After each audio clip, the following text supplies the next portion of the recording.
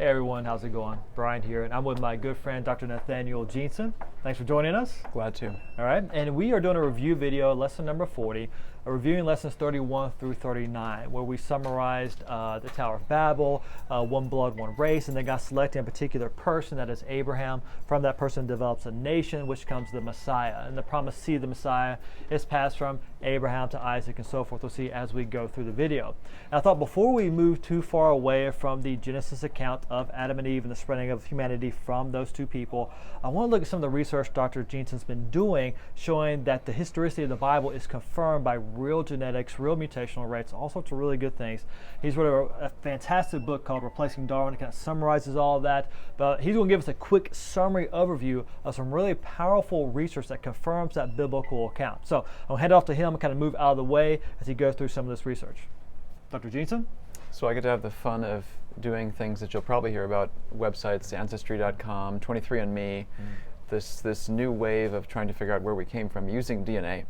And DNA is what I work with almost exclusively in the research that I'm doing. And this chart right here is a graphical representation of DNA differences in humanity. So there's several hundred people here represented from different countries. If you zoom in, you can see Chinese individuals, people from Madagascar.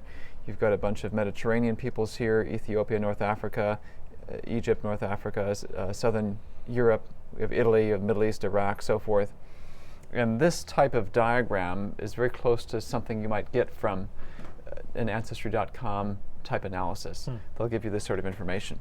And we now have over 40,000 individuals represented in our public databases, and we can begin to then ask and answer questions. What does this tell us about where we came from? And several highlights that have come up, and this is ongoing research, but this is where we're at right now. This is the framework we're using and where I'm going for the future. You can see here that there's a bunch of lines connecting these names or these people from different countries, and each line represents the amount of DNA differences, the amount of genetic differences between any two people. So between this particular Ethiopian individual and this particular Cambodian individual, to figure out how many differences there are, you just trace the line connecting them. It's fairly short, from here down to over here. You'll see going this direction, there's fairly long lines. These are sub-Saharan Africans. And so there's more genetic differences between this particular Ethiopian and the sub-Saharan Africans. And that's what we've seen for many years now. So some of the highlights are these individuals fall into major groups. So these lines all come together right here. I've highlighted in yellow. Those sub-Saharan African individuals and their descendants come together right here. And there's a whole other group that comes together right here. The fact that there's three groups is the echo, I think, of the flood. So this particular type of DNA sequence is inherited through mothers. So we're looking at the maternal history of humanity, going from Eve down through her descendants to the three wives of Noah's sons at the flood. So the three boys got their mitochondrial DNA from their mother, Mrs. Noah, and the three wives then are from whom we inherit our mitochondrial DNA. There's short lines connecting them here, representing a short amount of pre-flood time, and there's longer lines coming out representing longer post-flood periods, so 4,500 years or so.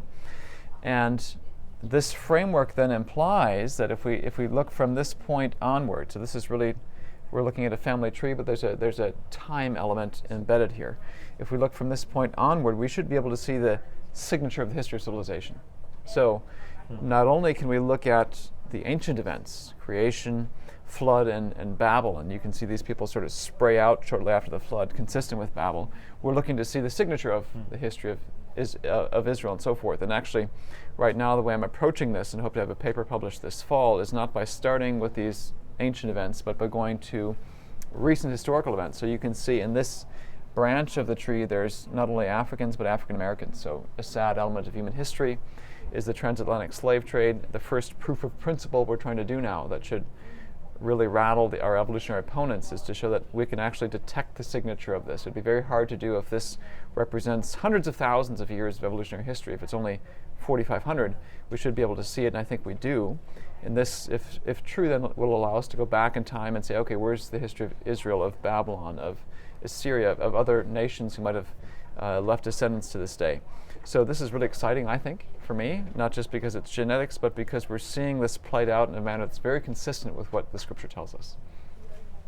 So that is a lot of awesome stuff. A big picture perspective, again, showing how real science confirms the Bible. And so we can trace mitochondrial DNA back to these three major ancestors, right, for all of humanity that we pointed out earlier, and look at the mutational rates, and the time frame is consistent with the biblical worldview, correct? So many powerful confirmations that the Bible is true. Great to see that. If you want more on this, check out his book, Replacing Darwin. It's a fantastic tool, dives deep, but also really well done.